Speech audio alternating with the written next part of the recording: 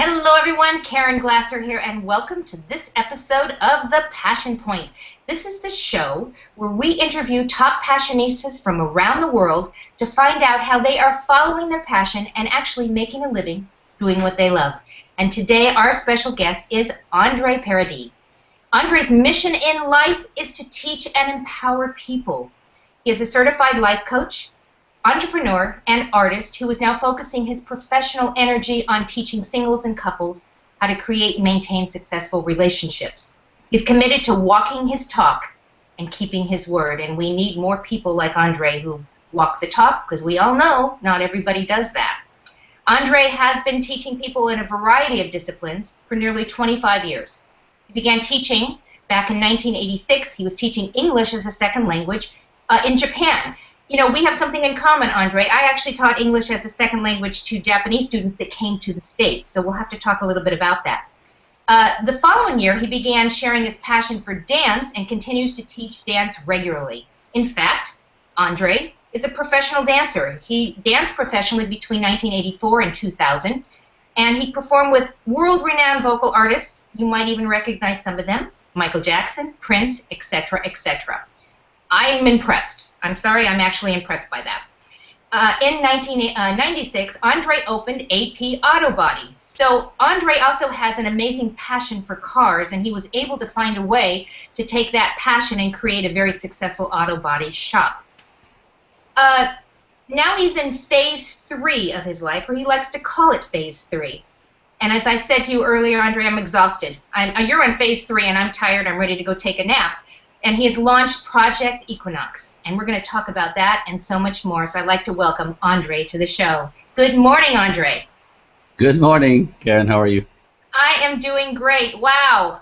You have a lot of things under your belt, and we're going to talk about your journey and how you got to where you are today in just a moment. But first, we're going to define the word passion. Now, Webster's dictionary says it's an intense, overdriving, overmastering feeling or conviction. That's what Webster say. What does Andre say? What is passion to you? Oh, that's good. See, passion for me is the thing that makes me tingle. The thing that that connects who I am with what I do and my soul, literally my spirit. You know, it's when all three come together. Passion, yeah. I love that. I love it. It's about the tingle, right? It's all about the tingle, and in many respects, it's how it makes you feel. So let's talk about your passion. This show is about you today. How did you get to where you are today? I mean, I mentioned a lot of things in the intro, but let's take you all the way back. When did you first know that you had passions that you needed to follow? Were you little? Were you 5? Were you 10? When did you know? I have to say in high school. I had a funny childhood where things were, what's the word I'm looking for? Contained. I felt contained, and I ended up in a private high school where part of the PE program they taught ballroom dancing, and so I signed up with a girl in class, and somehow, God knows only how, this was second nature for me. I could just, the moment you gave me steps in music, it connected, and I remember like feeling alive like I've never had before. Just somehow rhythm and music through my body was natural and just kind of lit me up. That's how it started. So you started with the dance, and dance was your first, I guess, your first passion then. Yeah.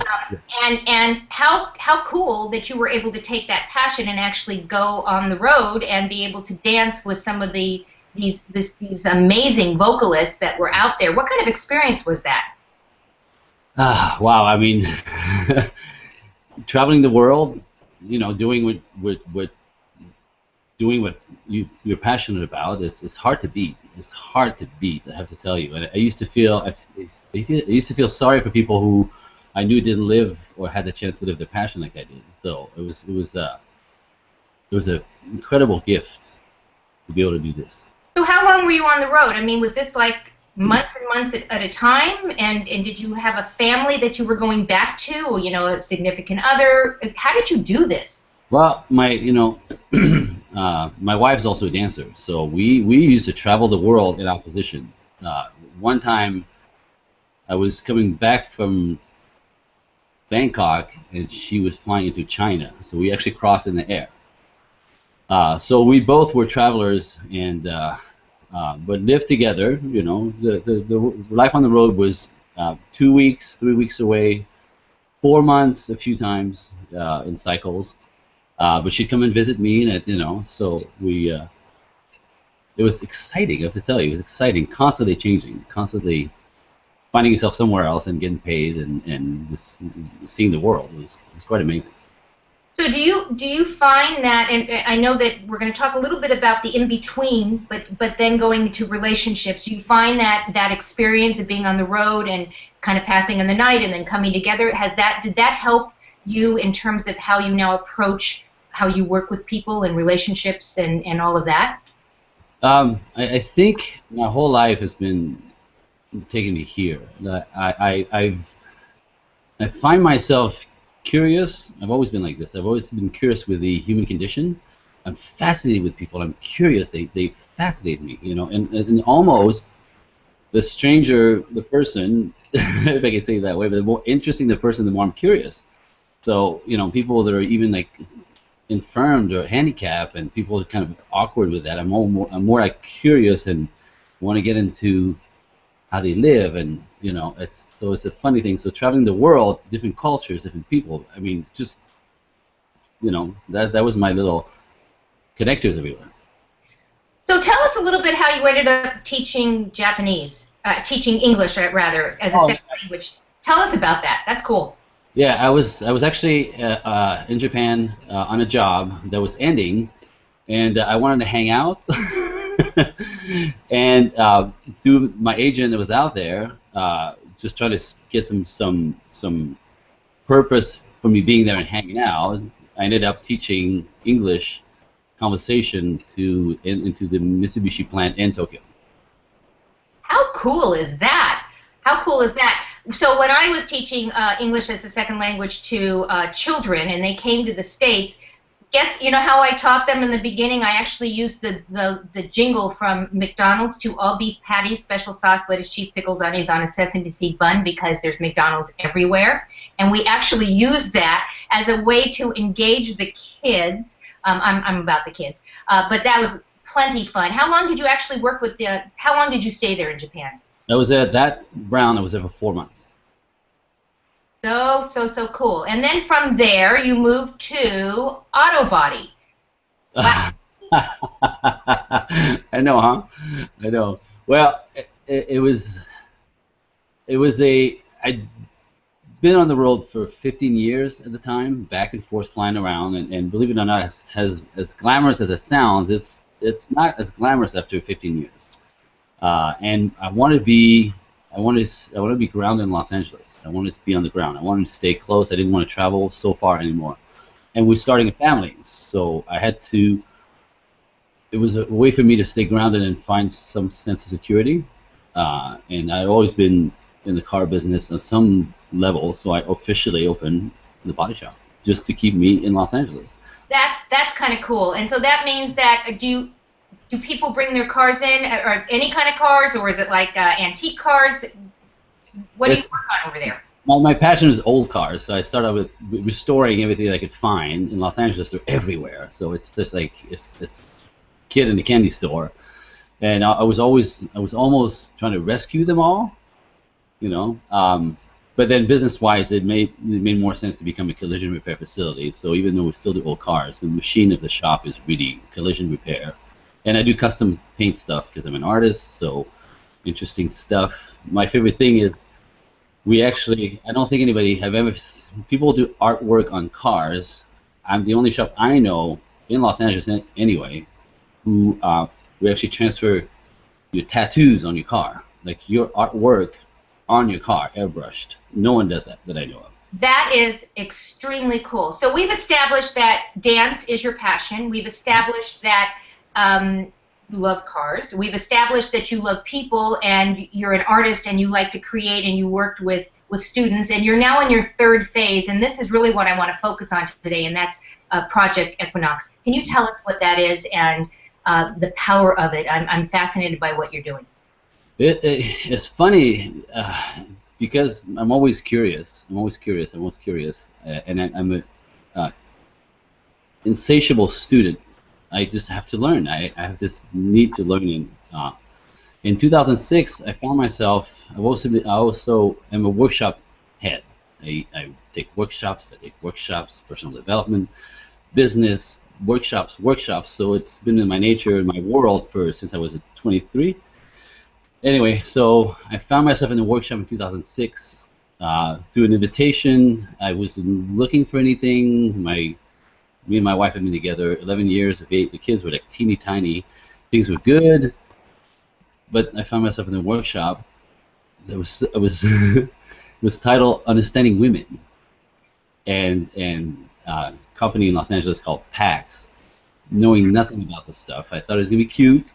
I'd been around girls my whole life. It was easy. Meeting girls was always kind of an easy thing. I didn't fight with women like my friends did. I've always attracted sweet women like my wife. So understanding women, it's gonna be cute, be sweet, don't yell, And that day, that day, the things that I learned, it was a 2-day workshop crunched into one day. I realized that not only I knew nothing, but it scared the life out of me. It scared the life out of me when I realized I knew nothing about my wife and how she processes things and how she takes things on as a woman. Like stuff that I do just being a man will occur to her as misbehaving, or more than that, like sort of hurting her feelings and knowing that I'm doing it. Unthinkable for me. I can imagine if somebody who's like is so as sensitive as you are and very in tune with that, I can only imagine how that felt to you. So what happened next? Well, I I actually was scared, not knowing what I may be doing to her. So I then jumped into the program with the company. I did all their curriculum. I ended up taking their entire teaching, their teaching program, and then they invited me to become one of the teachers at the end of a year. And that's where the teacher in me re-exploded for the purpose of not only the tools that I've gotten, but for me to learn the things that I need to know to stay with my wife, or to really make sure that the one day I'll say this, the catalyst was my wife is very sweet, and she doesn't really never made me pay for anything. You know what I mean? Like, she never went after me. She never screamed at me. So I was the perfect husband. I would see sometimes that she was upset, but she wouldn't say anything. So I didn't think it was me. Until the one day she said, I was doing some research about, and she said to me, I get my feelings hurt all the time. She was so sweet. She didn't even say, you hurt my feelings all the time. She said, I get my feelings hurt all the time, knowing it was me. And that was a terrible day. I mean, not 1 minute in life do I want to be the one hurting her feelings. You know what I mean? As a male, who I'm here to protect her and provide for her and be her rock, to know that I'm constantly hurting her feelings, not knowing, so that's when that's when it exploded. So what does Project Equinox stand for? Where did the name come from? Equinox is because in the world, the equinox is actually the perfect point between night and day, like light on the planet. So that place where it's not light, but it's not dark anymore. So that perfect in between light and day, at the equator or the beginning. So the idea of the balance of between men and women, the understanding of the women's point of view from the man's point of view, that place where we can come in the middle, where instead of fighting because we don't understand each other, that there's some understanding on both sides, and then we can negotiate and actually have compassion for the other way of being and thinking, and the way we operate that's so foreign to the other, not understanding. So are you working with couples or individuals or both? And who is this program for? How would people actually access you and the program? How would they do that? Some information on the the website.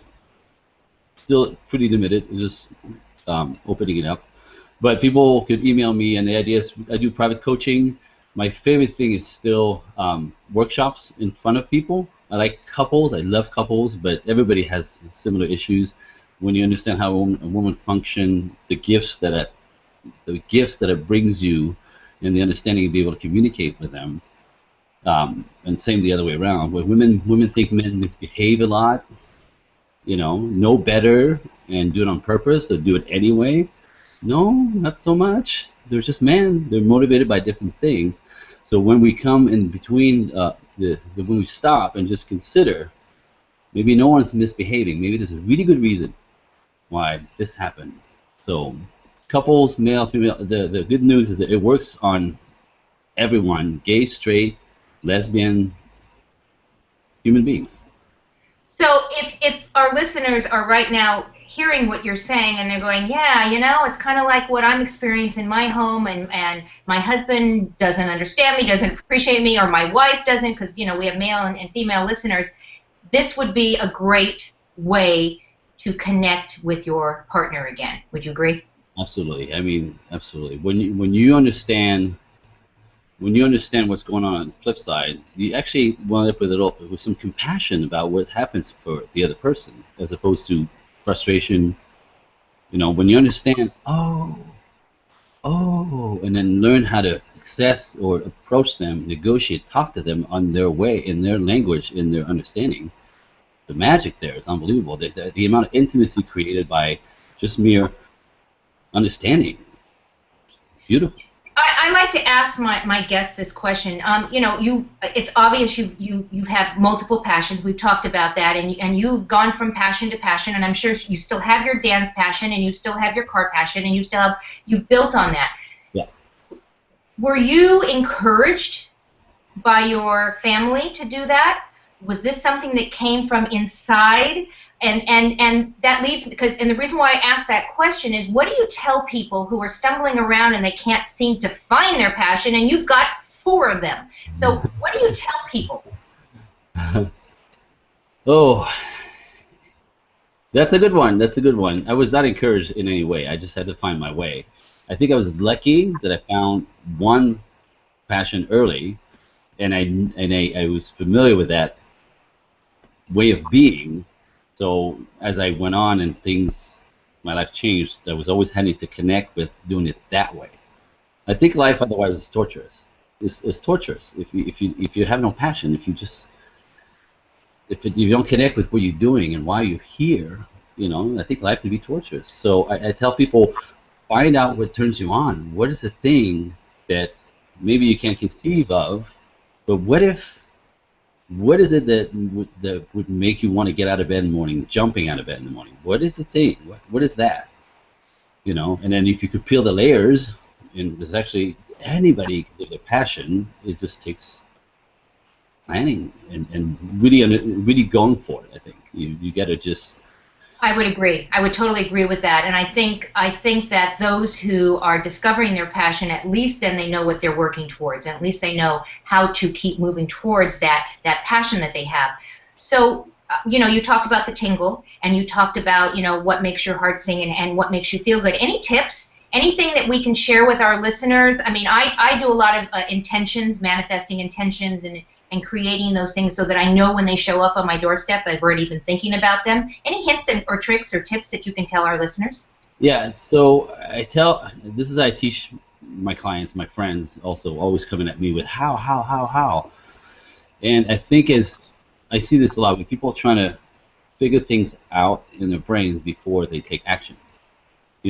So you think things through, this can happen, but this is very limiting. This is my experience. I've lived my life with not understanding how I was going to do things, just deciding to do things. It's really the paradigm of intentions, and the whole premise of the movie The Secret is about this, just intentions and living your intention.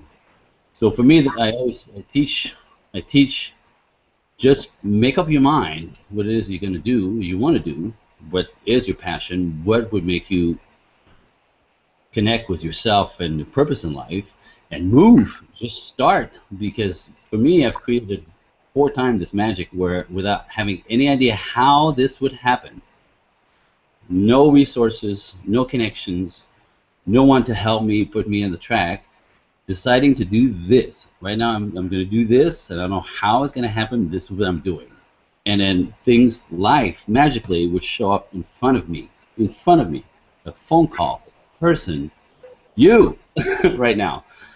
Do you know what I mean? So it's just moving forward, not thinking through, make an intention, know exactly what you want, and move towards it, and life shows up in front of you. It's magical. Yeah, it is magical, and you get to the point where you go, wow, how did that actually happen? Oh, I was thinking about it. That's how we did it. That you are an inspiration, and I think that our listeners, if they just do that one thing, this was worth this way to go right there. Would you? I think so. So we're gonna talk about. I love quotes. I love quotes, and I every day, if you visit any of my social media, you will notice that I just post quotes, and I'll ask a question about it, or how does that affect you? And today is no different. I'm gonna share a quote that with our listeners, and then while I'm sharing it, you can kind of listen with one ear, and then I'm gonna ask you to share a quote that you like. So today's quote was written by Aldous Huxley, and he wrote, "I want to know what passion is. I want to feel something strongly." I love that quote. Just love that quote. Andre, what's a quote that you live by? I use that one all the time. I don't know who made it up, and it's not me. But it goes like this: get comfortable with being uncomfortable. Because for me, I've never learned anything when I was comfortable in my life. When I'm comfortable, nothing is happening. I'm in my zone where I'm grooving. In order for me to grow, I have to be doing something different that I know, and I'm uncomfortable. But I've only learned when I'm uncomfortable. So I go, be uncomfortable as much as you can. Just go out there and be uncomfortable. I love that. I love that. You're telling people to go out and be uncomfortable. That I love. And Andre said go out and be uncomfortable. So after the show, I want you to go out there and be uncomfortable. And who knows, you might actually discover something that you didn't actually know about yourself, and it was right in front of you all along. That's really powerful. Andre, I know you take a lot of personal development classes. You were sharing that. Do you do a lot of reading as well? Quite a bit, yes. I have, yes.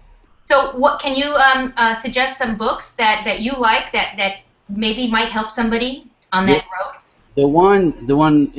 The one that is basic, simple, easy to read, that's sort of like a porthole, I think, for me, for you're talking about passion and having people sort of connect with being authentic. I love The Four Agreements. It's a classic, and it's a great way to start if people are just in the beginning of the discovery of how they want to live. That's Miguel Ruiz, right? The Four Agreements. Yeah.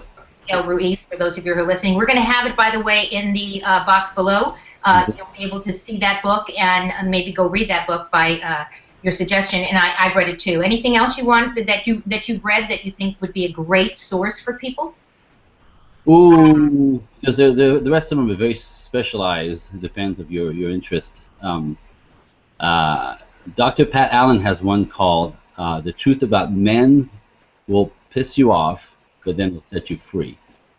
It's quite a kicker. It's quite a kicker, I have to tell you. It's hard for women to swallow, literally to take on, because it's blunt as Dr. Allen is. But dude, it's from a man's point of view. Reading it, it's so dead on, though not sexy, but really truthful. So that's a great one for women to sort of get perspective on what's going on, even genetically with men.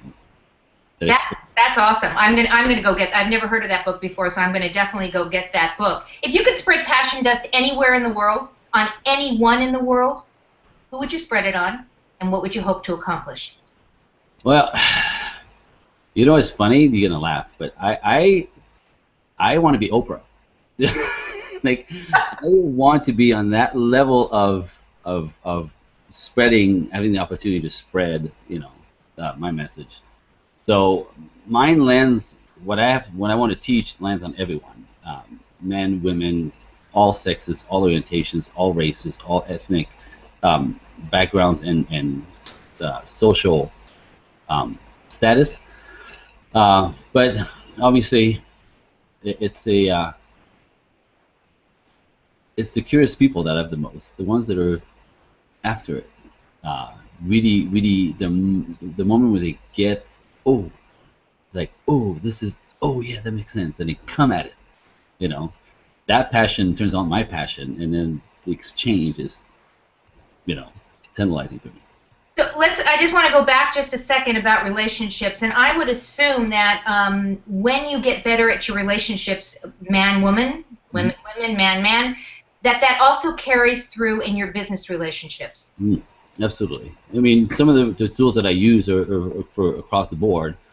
It's a very simple approach where you know, as human beings, we always want to make our point. We think we're right. That's a paradigm of being human. We think we're right, so we're trying to convince people that our way is the way, or if I make the decision, then you're going to follow me.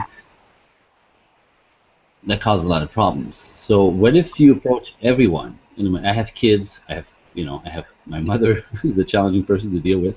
Not anymore, after what I studied. But all our relationships, personal, familiar, business, I have employees. The magic is, what if you never make anybody wrong first? What if you, instead of saying you're doing this wrong, or we point the finger naturally, and what if you don't stop doing this, and you make people right for who they are, and then you put in your correction or the way you want them to behave. Never. Oh, wow, that's awesome! I love that. So there's no more defense mechanism. There's now curiosity from their point of view, from what I'm asking, because I make them right first. Imagine that. I'm sure right there it just takes relationships to a different level. Are you familiar with Stephen Covey? He wrote The 7 Habits of Successful People. Yeah, I haven't read it, but I'm familiar, yes. So he talks about relationships, and he talks about relationships being like a bank account, and that you put deposits into the bank account by the way you treat each other, so that when you have an argument or when something comes up, it's okay to do it. The withdrawal will not completely bankrupt the relationship. What do you think about that? Well, it sounds to me, because I haven't read it, but it sounds to me like it's what I teach is you forget how much everybody does. In a relationship, especially, my wife has things that she does for us, for the family, for the unit, for things to work, and I provide different things, and we kind of groove into our roles. But we forget to appreciate them for what they bring. We forget to appreciate all the work that they do, both sides. And the bank account filling is the appreciation. You appreciate somebody for everything they do, even especially the small stuff. And within that, they feel seen. We feel appreciated and full. It's kind of a tank filler, we call it. It's just sort of like makes you feel important and in place, and in that, there's so much more space for the stuff in life then that gets in the way. So you and Stephen Covey, he's passed on, but the two of you would have liked each other a lot, because you're very much on the same page, particularly about relationships. And I'm of the ilk that, and I'm going to bring it back to business for a second, that people do business with those that they have a relationship with, that they know, like, and trust. And when you show up as a salesperson, instead of creating the relationship first, what happens is that people go, oh, whoa, wait a second. Instead of creating the relationship and somewhere down the line when they're ready to buy what you have to sell, they are going to go to you naturally because they have that relationship, know, like, and trust. Have you experienced that yourself? Yeah, again, it's for me, because I'm a people person. I'm more interested in you than anything else. So, what's going on? What does you need? How can I help? Can I help? And I think the magic is to not be attached. Not be attached to me necessarily working with you. Like, this is what I have, and what is it that you need? And if we're either a match or we're not, we're going to come together to do business or whatever, because we're both kind of coming together for, I could fix or help your need. Not being attached to this, there's no pressure, there's no inauthenticity, there's no manipulating, there's no trying to. I'm not getting you for your money. It's not going to work if I'm going after you for the money. It's got to So, be. yeah, that makes sense. That totally makes sense. So you look at more things more outwardly rather than inwardly in terms of meeting people. You want to know what makes them tick, what's their pain, listening to them, what's in it for them, rather than inwardly. Well, I think this is important, and I'm gonna push my thoughts and my feelings on you. Exactly. So, any last thoughts that you'd like to share with our listeners? Oh, there's so many things. There's so many things. Um, let me see. Because if I open the box, I'm gonna want to fill in the box, but the teacher. Well, okay, so let's pull it back for a second. Okay. How about, instead of any last thoughts, Okay. I am sure that you have lots of thoughts, and I'm sure people would like to know more about this. How can they actually connect with you right now? Can you give us some information on how they can reach out to you and set up maybe a call with you just to find out who you are and how you might be able to support them? Where should they go for that? The best way, andrecoaching1@gmail is my email address. You can, shoot me an email, and I'll shoot you back, and we'll have an hour consultation, see what's going on, what you may need, what's interesting to you, what you want to learn more about. Because there's teaching and there's coaching. Some is information, the other one is resource and help. And just see if we're fit. Because for me, again, the same thing. It has to work for me as well. People have to be coachable. People have to be curious. People have to see that they have value. I'm not here to convince anybody, but yeah, just that way would be how we do it. Well, and I think that's smart. I mean, what you're saying is it's also important to you. You only want to work with people that you want to work with. You're not just going to pick any old client because it's the dollar bill, as much as you want to work with people. And I think that's something that is such an important thing. I think a lot of business owners in the economy that we were in, and I know we're coming out of it sort of, there was a tendency to want to work with everybody just because who knew when the next good client was going to show up. And I'm here to tell you it's time to fire some of your clients if they're not working for you and with you. Would you not agree, Andre? Absolutely, because it's not only not working, you find yourself stressed out, struggling. It's not working for them, it's not working for you, so it gets really thick with complications, and no one's really getting what they want. That's so, yeah. Well, Andre, I want to thank you so much for being on with us today. We could have just kept going. I mean, you have so much in your world, and I'm so happy that we had a chance to meet. We were connected with Kim Summers Egglesay, and or Nancy Ferrari. Somebody introduced us. Whoever it was, I'm so happy that they did, because now we are in each other's world, and that's how these things work. So I just want to thank you for taking time out of your busy day to be with us today. And also, I want to thank everyone who is listening to our show today. You have lots of choices as to what you do with your time, and you chose to spend it with us. We want to thank you. We're very appreciative of you, and we want to welcome you back to the next episode of The Passion Point. So thank you, everyone, and go out and give someone an awesome day. Goodbye, everyone.